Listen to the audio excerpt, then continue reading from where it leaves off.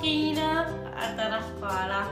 I like to sing Smooth Criminal and Billie Jean. I like ice cream. I like tacos.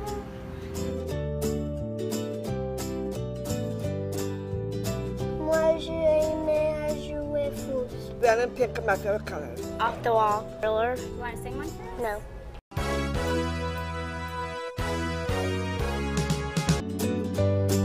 Me gusta la gimnasia. I love my sister. That's your brother, silly. You're a sister. 我最喜欢的颜色是紫色。I like taekwondo. I am born to be a leader. We're twins. My favorite color is dark blue.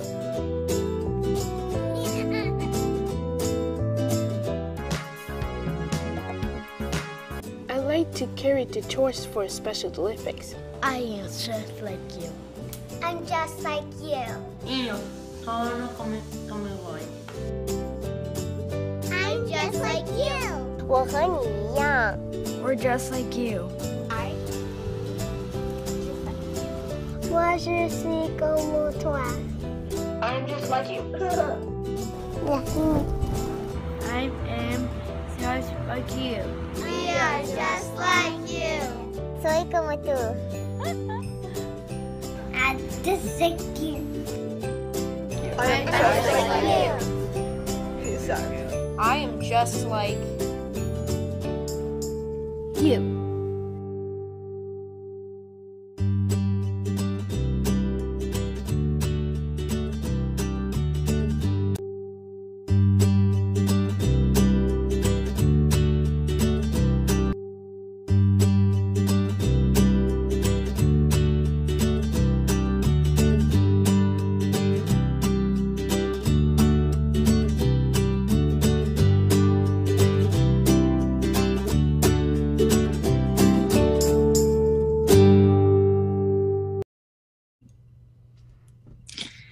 Hi, my name is Molly Korte, founder of Project Just Like You.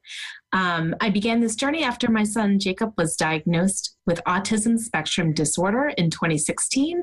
I jumped in and just started sharing stories. It became a social media campaign, and as of June last year, became a full nonprofit. And I'm so glad that you're here with us. Thank you for joining us tonight. Please click the share button so your friends can learn about us. If you'd like to sponsor a story, you can click the donate button at Facebook. It helps pay for Movement Monday, and every little bit helps. Today is Movement Monday. It's also World Autism Awareness Day, so you can see we're wearing our blue today. Our goal is to introduce you to people who we feel are making a difference in the special needs world. People who support and advocate for inclusion, and anyone else that we think that you would find interesting as champions of the special needs movement. Join our movement by watching these Movement Mondays each week. Movement Mondays are produced by Fiat Media, so we want to give them a huge shout out and a thank you. They make this possible. You can check them out on Facebook at Fiat Ministry Network.tv. I hope you'll take a moment to click the share button and tell your friends what you are watching. Tonight, one lucky person will win who contributes a relative question during our live interview will win a copy of Matt's book, Infinite Inspirations. We'll pick a random winner later on this evening and notify you via Facebook. So make sure to comment and ask questions. So we will start in just a moment. Excuse me. Before we do, can you let us know where you're from? You can do this by typing your city and state in the comment field. Please let us know where you're watching from. We will monitor your comments during our interview, so please feel free to post your questions as often as you like, and we'll try to get to as many as we can during the interview. We can't promise we're going to get to everyone because sometimes we get so many questions that we are not able to accommodate it or to answer them all, but one of us will, if we're not able to answer live, we will get back to you on Facebook. Tonight, we are excited to have Matt Shapiro as our guest. Matt Shapiro is a 2013 graduate of VCU, where he completed his Bachelor's of Interdisciplinary Studies degree.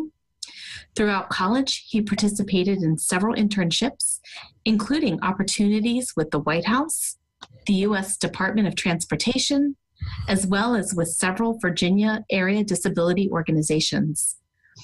In 2014, he developed a disability consulting company called Six Wheels Consulting. It is the goal of Six Wheels Consulting, LLC, to work with businesses of all types to help advance their understanding of disability culture.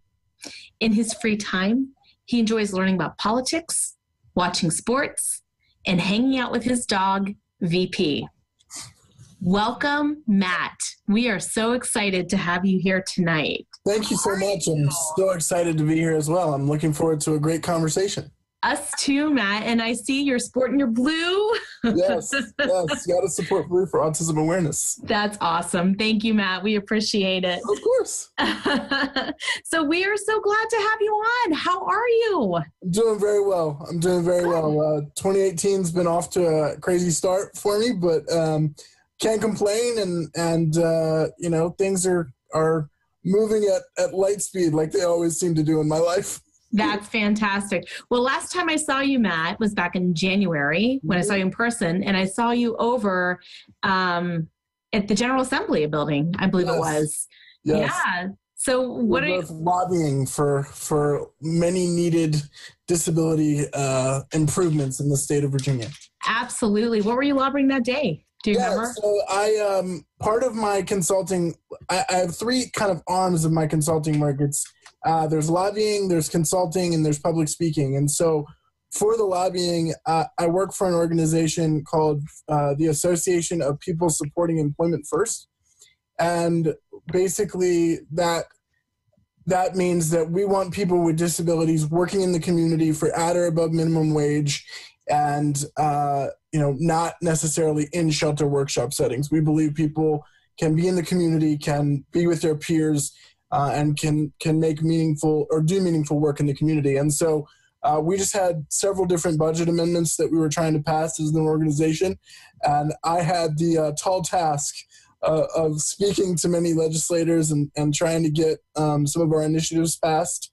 It was a bit of a rough year for us, but we're gonna bring everything back forward again next year and see what kind of moves we can make. So it was a great first year. It was my first year doing the lobbying solo, and I'm a political nerd anyway. So being in kind of that political world seems to work out really well for me. So I can't say that I didn't enjoy it enough. So it was a great experience. Excellent. Yes. And I can relate to you, Matt, because I'm a political nerd too. I just don't talk about it openly. Quite all right. It's a subject you do the talking for both of us up there. We want to welcome Emily, Bryan, and Reagan, who have joined us. And Matt, we have a question. Sure. Emily asks, can you tell us about Six Wheels Consulting? Yeah, sure. So as I said, Six Wheels, I started this consulting business in 2014 because I graduated from VCU and I knew I wanted to work in the disability space. Had always done a lot of youth work and mentoring and all sorts of things, but I couldn't necessarily find work out of school. I had done a lot of interviews, gone through the process, but no one ever offered me a full-time job. So one night I was laying in bed, and like most great ideas, they come to you when you're in bed. Right. The idea came to me to start my own business and to take my now at least 12, 13, 14 years of experience doing disability work and try and turn it into a consulting business. And so that's where Six Wheels Consulting was born. I am a person who uses a wheelchair, and so there are six wheels on my chair, and that's where the name comes from. And the whole goal of Six Wheels is to get people and society in general, more the non-disabled part of society, to think differently about disability. the way that we've thought about it, while not wrong, I think could be improved upon. There are so many situations where there's a catchphrase that I use, and it's inclusion above compliance. And for me, that whole idea of really establishing an inclusive society where you can have everyone can have access to all points of life, barrier-free, is something that I think society really needs to strive for.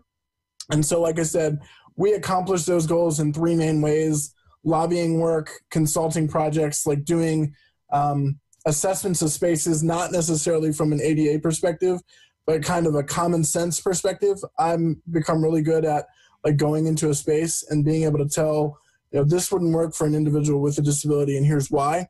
And so we offer, kind of common sense and cost-effective solutions to solve those barriers that come up in those spaces.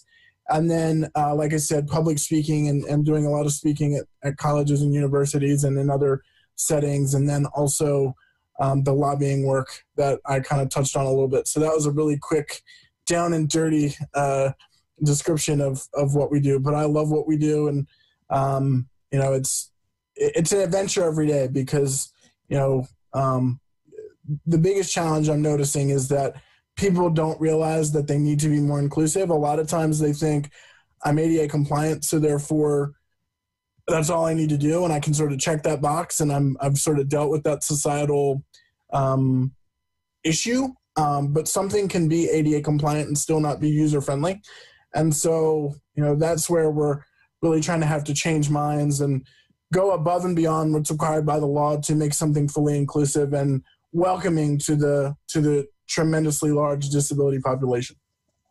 Excellent. Yeah. So what are your plans this year for? Oh man. Hopefully more paying gigs, because that's always helpful. Right. I hear you. Just to continue to spread awareness, continue to have a lot of meetings with people to talk about my approach to disability. I find that once I'm able to get in a room with somebody or sit down and have coffee and explain to them, like, here's why I think my approach is something that we need to consider. In most cases, they tend to understand it. And in most cases, that often leads to, some projects and things. So I've got, as of right now, I know I have 6 speeches that I have coming up here in the next several months and weeks, always looking for more consulting projects and always looking for more lobbying clients. So I don't like to sit still for very long. So I'm always on the go and always doing something. So I'm looking forward to a great 2018. The first quarter's been really good. And I'm looking forward to really, really exploding and having too much work that I know what to do with. Excellent. Well, Matt, I totally believe that will happen because you put your passion into your work and it shows. Thank you very much. Mm-hmm. Emily asks you, Matt, what's it like to work in the General Assembly? Oh, it's fun. I love it. But again, that's coming from somebody who is a political nerd. I interned for the Obama administration in 2012, and like being in that whole world and being sort of ingrained in politics is something that like has always been of interest to me. Mm-hmm. But it's really not that challenging. I often find actually that you can get a lot more work done on the state level, and the legislators are actually way more approachable, and they want to know about your issues and want to know what they can do to help. And so, in the first year that I did the lobbying work, I had nothing but great conversations with legislators, and it was, they have a hard job and we have a hard job as well, but it was a great experience. And I would encourage people to go and lobby during the General Assembly session to really get some of these larger issues that we face in the Commonwealth resolved. Okay, awesome. We have another question for you. Sure.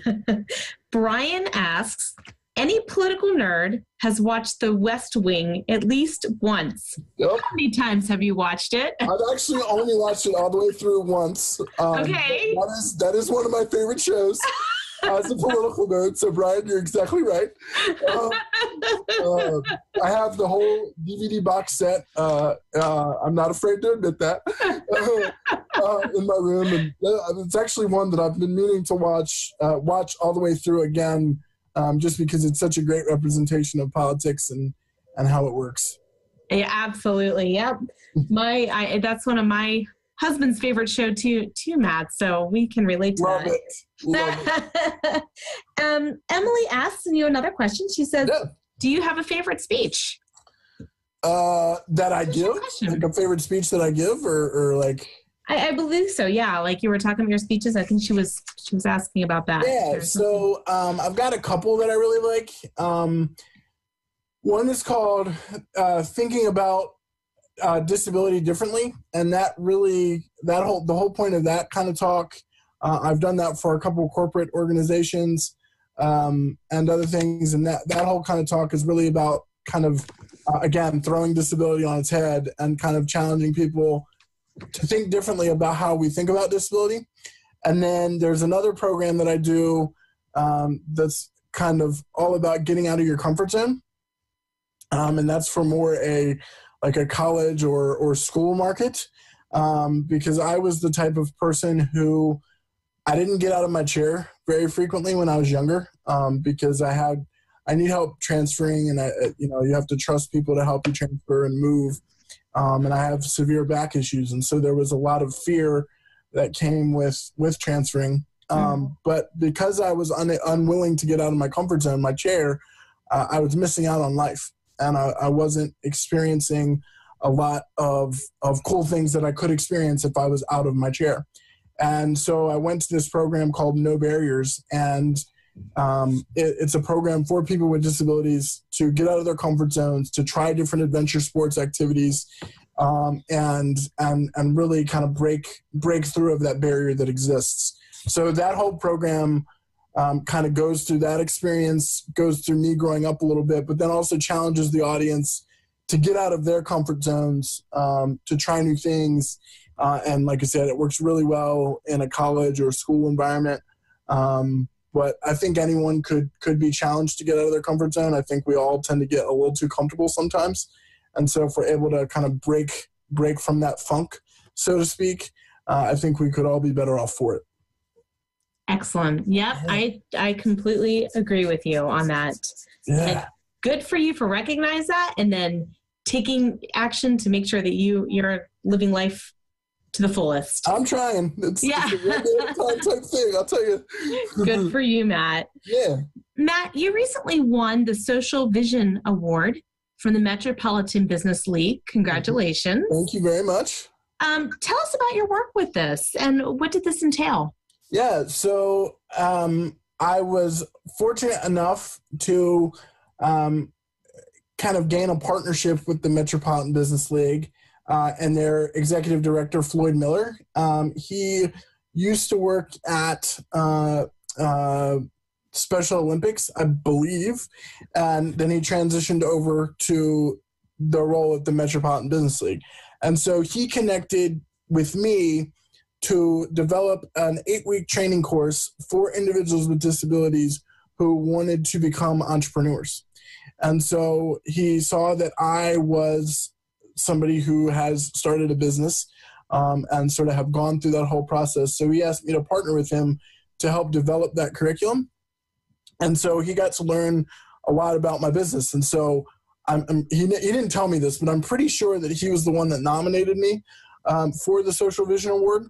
And so I got nominated. I had to fill out a questionnaire. Then I had to go and do this very large interview. There was about 20 people in the interview room. Wow. It was me and a large group of people. Luckily, I'm very friendly and I'm not afraid to run my mouth a little bit. So it wasn't that much of an intimidating situation. And so I guess I must have done really, really well in the interview because I was lucky and fortunate enough to win the award. And it was presented to me by the governor, which is pretty cool. And it was also just validation for me too, that like, it means I must be doing something right with the work that I'm doing. So honored to receive recognitions like that. And, you know, it helps to sort of put my work on the map even more. And that just helps in the long run as well. Absolutely. You know, Matt, I think you're so right. Like, I feel like, especially in the world of advocacy work, we are all blazing our own trail. It's not like we're in a Capital One situation, you know, like you have a corporate name situation and, you know, we are really blazing our trail. And so when you get affirmations like that, I mean, I know exactly what you're talking about. Like you feel like, you know what, little wins, and this is exactly what I'm supposed to be doing. Yeah, so. No, definitely the gratification I needed, and like the motivator I needed to like keep pushing, because as I'm sure you know, there are good days and there are bad days. Yeah, absolutely. Those little victories help so very much. That's excellent. Wonderful. Yeah. So Matt, I know you're passionate about spreading and building inclusion. Mm-hmm. What are your thoughts about inclusion in our society right now? How do you see it getting better? Yeah, no, I think we have a lot of work to do, to be very honest. I think there are a lot of settings that are very inclusive, but I think my goal would be that all of society is fully inclusive, and you know, we don't get situations where people with disabilities like get stared at or thought about differently because everyone would understand it. You know, the perfect example I always use is something that I call kind of my grocery store story. And it happens all the time when I'm out in the grocery store and a little kid will come up to me and they'll see me in my power chair, and their eyes will get so huge because they've never seen somebody in a really cool looking wheelchair before. Yeah. And so they'll want to come up and like ask me questions. And usually the dialogue starts with something along the lines of like, why don't your legs work? And for me, you know, that is a perfect opportunity. I was diagnosed with CP, I have cerebral palsy. That's a perfect opportunity to sort of educate that young person about disability or difference or whatever diversity angle you want to take with it, in that situation. And in most cases, my response is, yes, my legs don't work, but I'm kind of like a transformer because my chair does all these cool things. Or nice. I'm kind of like, you know, I get to play video games all day because I have a really cool joystick on my wheelchair. But so often I'm unable to really have that dialogue with that young person because the parent will come up and snatch the child away before I'm able to have that interaction. And I think the best way for society to, like, if we were fully inclusive and society understood it, that wouldn't happen. And so that's the perfect example of like why I think there's so much work to be done. And the other thing is, you know, so often I think disability is kind of an afterthought when it comes to like making events inclusive or, you know, doing certain things. And I think if we were fully inclusive, it wouldn't be an afterthought, or you wouldn't get the situations where oftentimes, I'm sure you get this a lot, and I know I get this a lot, of like, oh, wow, I didn't even think about that. We shouldn't be getting those responses. We should be getting situations, like I said, where everything's inclusive. Everyone, regardless of disability or ability or race, gender, background, whatever the case may be, is included and can be part of anything that society has to offer. Matt, you know, you make such a great point there. And that's one of my passion points this year of working on, as bringing that white elephant out of the room. You touched upon something that is so important to talk about in society, which is, you know, you have a child who comes up to you and they're just wanting to learn. Yeah. And the parent acts like, uh-oh, you know, either out of embarrassment or their fear, you know, it always comes from fear. And there's like societal like norms, right? Like don't bother that person, which I think is, you know, baloney, quite frankly. Right. Because I think it does two things. It sort of establishes like the whole idea of like the next time that child sees somebody with a disability, they got in trouble previously and they got snatched away, so they won't go talk to that person. And then it also establishes the whole idea of stranger danger, which is kind of the same thing. But like, again, they see somebody with a disability, they won't go talk to them because they got in trouble the last time. And so that perpetuates the stigma that surrounds disability.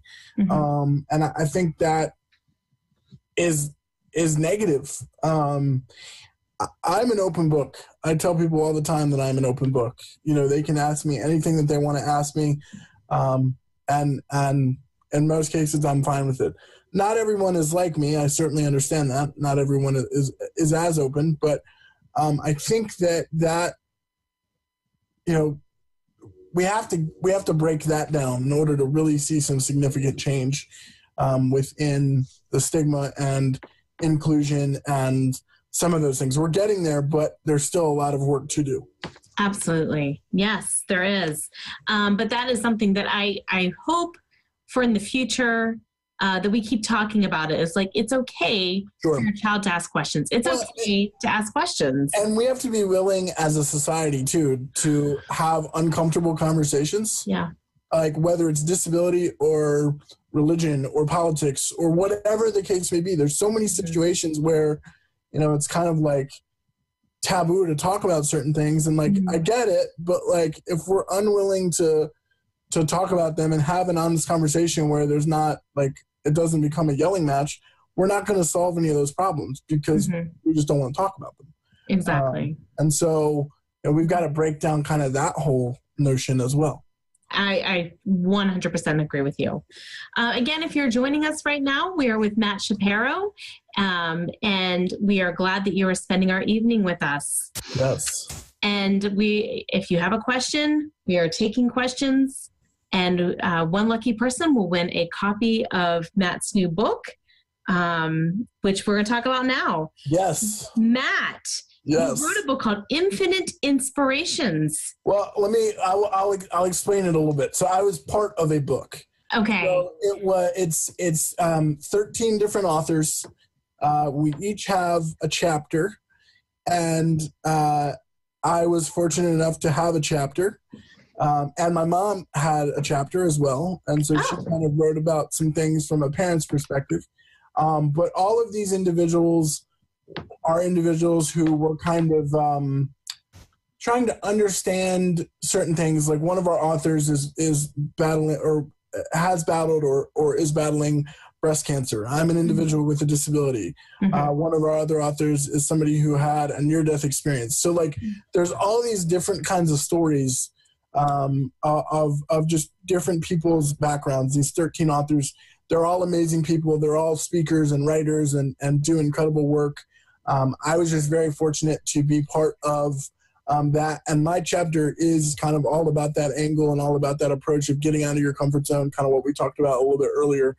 And that's kind of what my chapter is about. And then my mom's chapter, she calls it There But For the Grace of God Go I. And that is kind of this whole idea of, you know, I talked a little bit earlier about how kids kind of look at me, but there's another piece where adults also kind of walk by me and they kind of get this look that comes over their face of like, I'm glad that's not my son or daughter, as if when they're looking at me, as if my life is, you know, yes, I have challenges, but I'm very successful. I do a lot of different things. And that again is just one of the stigmas that surrounds it. So like in my mom's chapter, she sort of talks about how having me as a son, you know, has taught her so much, taught her patience, taught her humility, taught her to be able to think outside of the box. And when I first read it, I got a little choked up because it was really nicely done. And, you know, again, that's just part of the societal stigma that we need to continue to work through. So sounds like a powerful book. I need to read this book myself, Matt. Yeah, it's a great read. Yeah, it sounds amazing. Thank you. Oh, and we have another question here. Love questions. Emily wants to know, what's the best way that you think people should include others? Good question, Emily. That's a great question, Emily. Yeah. I mean, I think the biggest thing is, like, this is going to sound very basic, but like the biggest thing is to just do it first and foremost. And like, you know, say that like your event is welcome to or open to everybody, and we'll figure out whatever accommodations that we need to figure out as we go, and be willing to have conversations with family members and parents about, you know, how do I make this event inclusive or accommodating to my child who is a person with disability or somebody with special needs, and kind of go with the flow. I think a lot of times, like, we get so bogged down by like the processes that like we don't just let things kind of happen naturally too. And in most cases, 9 times out of 10, people with disabilities are going to knock your socks off and surprise the heck out of you, and you know, come up with something that maybe you weren't even expecting. So like, there's not really a way to, I don't think there's really a way to do it. It's just a matter of doing it and like having processes in place that will allow you to do it, and being open-minded to being inclusive and doing whatever you have to do as an organization, as an individual, as a neighbor, whatever the case may be, where, you know, you might have kids around or you might be doing some sort of youth event. Make sure you have systems in place to make that a fully inclusive environment, whether it's accommodations or assistance or whatever the case may be. So there's not one direct answer. Emily, I hope that answered your question, but I think it just starts with like doing it, which is, it's simple to say yes, but I think that is often the first step of being inclusive, is like saying you're going to take on that mindset and you're going to take on that approach. You know, and I think you touched on a great point, Matt. No one, no professional, no doctor, no one can underestimate the power and the strength of the human spirit. Yep. And when somebody says, I'm sorry, your child can't do X, Y, Z, that child 9 times out of 10 proves all those people wrong. Yep, I agree. And it's amazing to watch. In fact, I was just talking to a mom earlier today who has a child with Down syndrome. And before she was born, this doctor was telling her everything of how this would be a burden and how she would never XYZ read. She would never do this. She would never do that. This little girl is 4 years old today. She's reading. She is playing the guitar. Oh, love it. This girl is on fire, Matt. I love it. Yes, these stories are just, they're so empowering because these kids will prove everyone wrong. Yeah, and I think that kind of goes to like, you know, I always talk about this a lot, but like we have to change our expectations of people with disabilities. You know, yes. Somebody might not be able to work a 9-to-5 job or whatever, but then they can become an entrepreneur, or they can do something from their home, or they can, you know, I believe that every person with a disability, no matter how severe their disability is, has some form of value that they can bring to our community, to our society. We just have to be willing to work to figure out what that thing is for that individual. Yes. You know, my thing is my ability to talk. My mom tells me to shut up way too much because I talk a lot.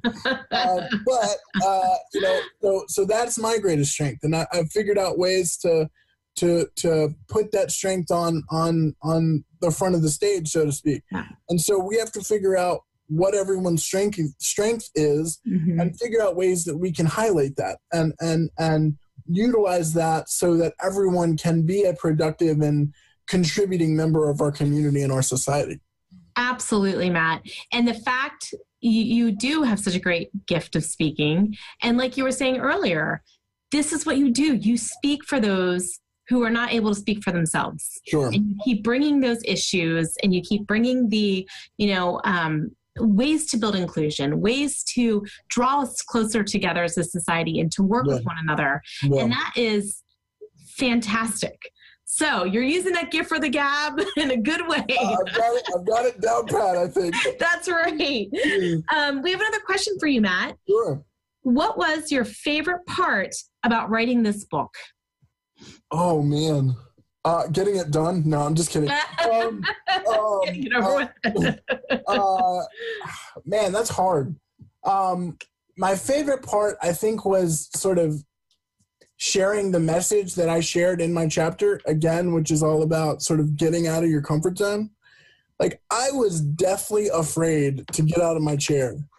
And you know, my mom would fight me tooth and nail to like get in the water and go swimming, or just get out of my chair. And I was, you know, I was a hellion, I guess you could say. And did not want to do anything. But then I was finally able to like trust that people could help me transfer and do it safely, to where I didn't have back problems, or I didn't end up on the floor. I've ended up on the floor a few times. That's always fun. But just trusting that. And so being able to like kind of share my experience, like the story I talk about is kind of the backdrop for my chapter, is I rock climbed.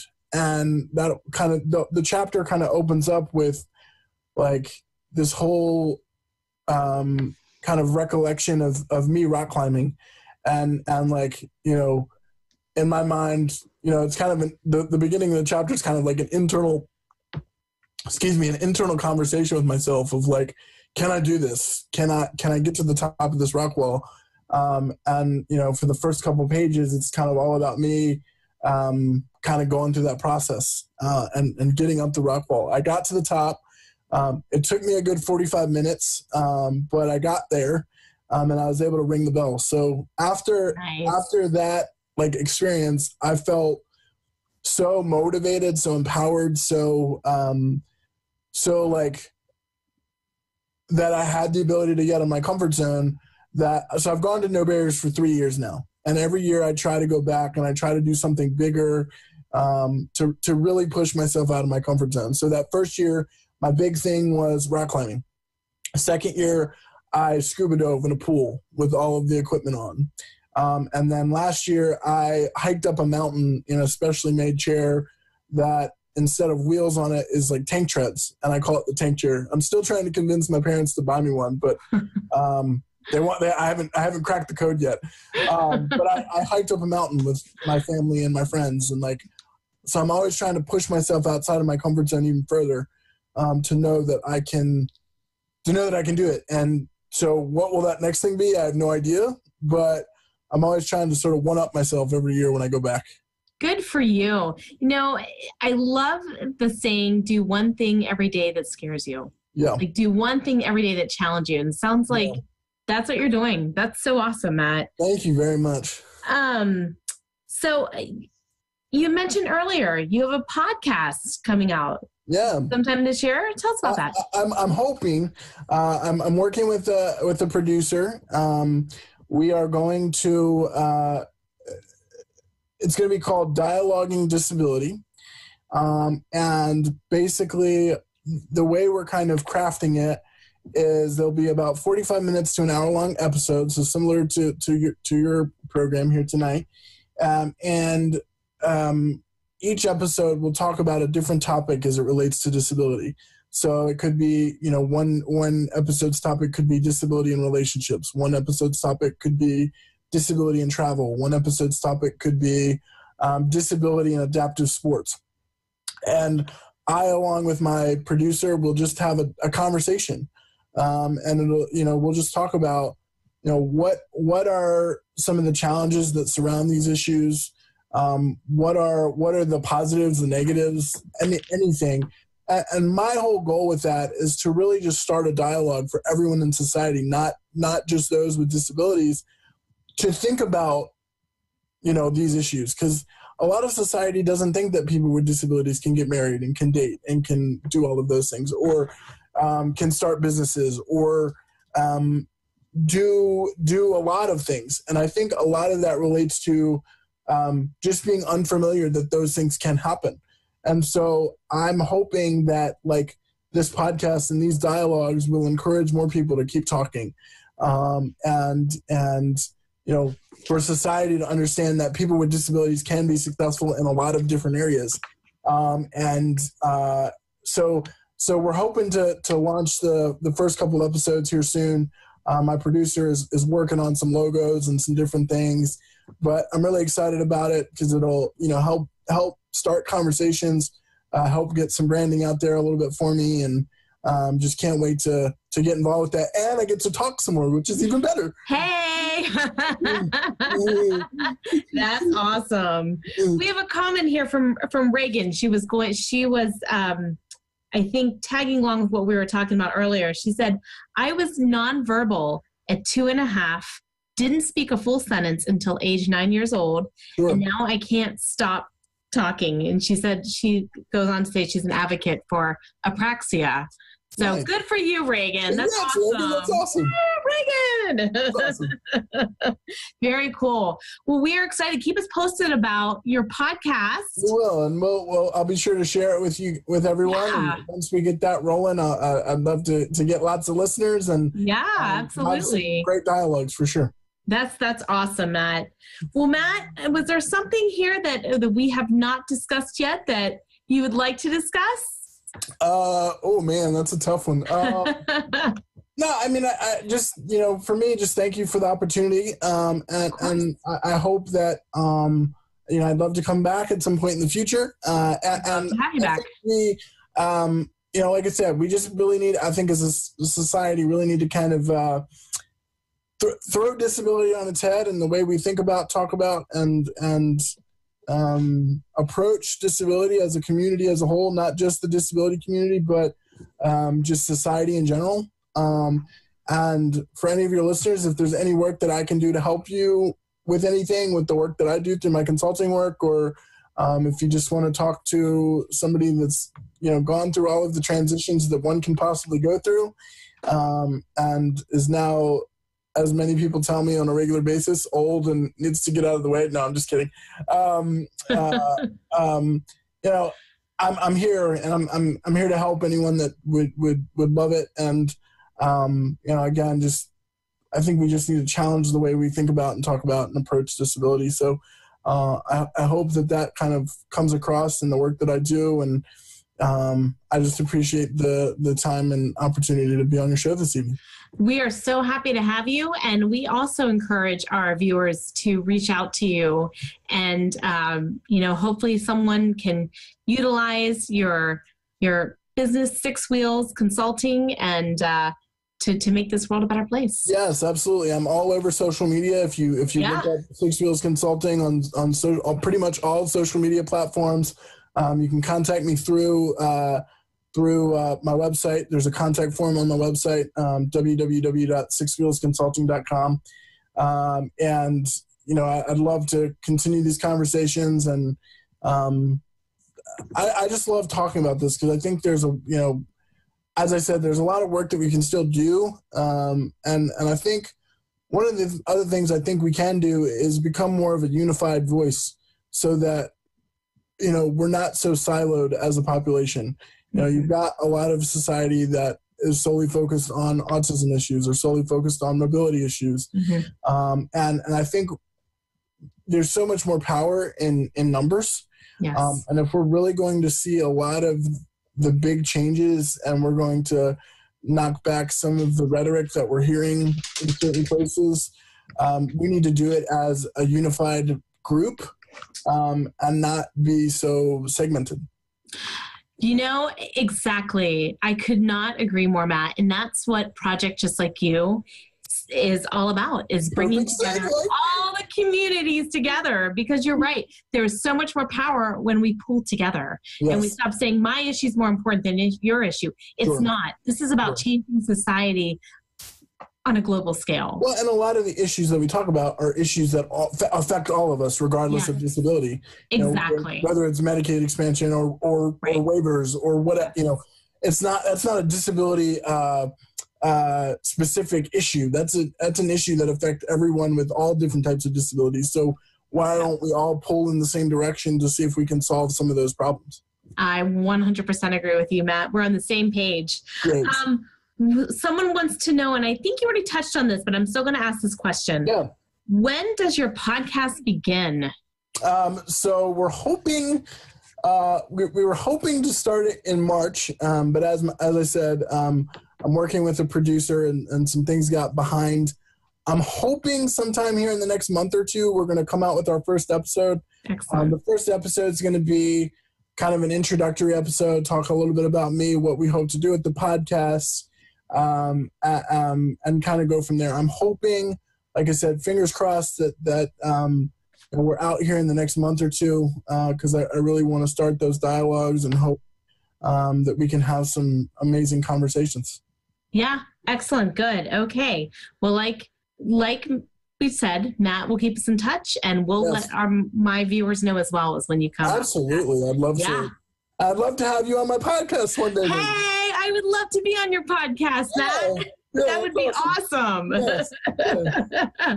Very cool. Well, good. Well, we're excited about all your adventures, and we thank you so much, Matt, for all that you do Thank you. for the Commonwealth and for society as a whole. Thank you very much. And I appreciate all the work that you do, and would love to continue to work together and just thank you. Fighting the good fight, so to speak. You too, Matt. We'll solve some of these big problems. We're in this together, right? That's right. All right, Matt. We're going to pick a number. We want you to pick a number between 1 and 34. Oh, boy. 22. 22. All right, drum roll. We're going to find out who gets a copy of the book. Oh. Here we go. Emily Bauer, you have won. Yay, Emily! That's awesome. You have won a copy of the Infinite Inspirations. Awesome. Congratulations, That's Emily. Awesome. Yeah. Emily is awesome. We thank you because she tunes in most every week and that's awesome. Asks some really good questions. Great. Well, I will make sure that we can figure out how to get that to her, and I'm excited to share a copy with her. Awesome. Yes. Well, Matt, thank you again, and we'll get the address for you, and we'll send that your way. Awesome. Thank you very much. All right. Thank you very much for your time, Molly, and I'll talk to you soon. Sounds good, Matt. Good night. Have a good night. Thanks. Thanks for being on. Yep, absolutely. Thank you for everyone. This wraps up our Movement Monday with Matt Shapiro, and we are so glad that you guys were part of it tonight. Thank you for your comments and your questions, and we hope that you'll come back next week at 9 p.m. And next week, we're going to be talking about Siblings Day, which is coming up on the 10th. Awesome. Yay! All right. Thank you, everybody. Thank you for tuning in tonight. I really appreciate it. Yeah. Good night, Matt. Good night.